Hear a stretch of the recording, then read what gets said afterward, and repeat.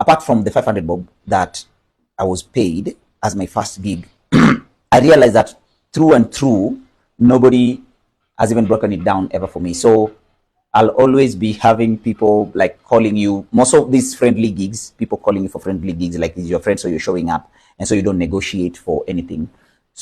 And they're calling you because you are a host and they're your friends. So when you get there, it's mostly because of a relationship, not even the money. But you realize that you spend more so for distance travels, and maybe even the costing of how they expected you to dress up or show up in. Also, if you did not put into factor things like lodging, like where you're going to sleep, that can really bite into your own pocket. But I did this for a very long time because I came from a background where somebody else used to sort that for me. So I did not know how to include that in my own costs. With time, I came to realize that even the means of transport that a client chooses for me, I can dictate it because it depends. Let's say, for example, I am gigging for an evening event right here in Nairobi and I'm supposed to be in Mombasa tomorrow morning for a breakfast thing, which starts around 9.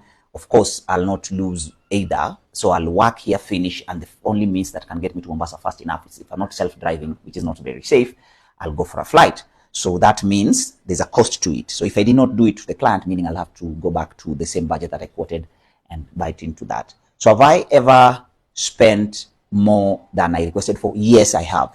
And I'll quickly draw it near to Naivasha. I went to Naivasha for a speaking engagement. As soon as I was done, I met a number of people. Actually, the same client booked me for their evening event.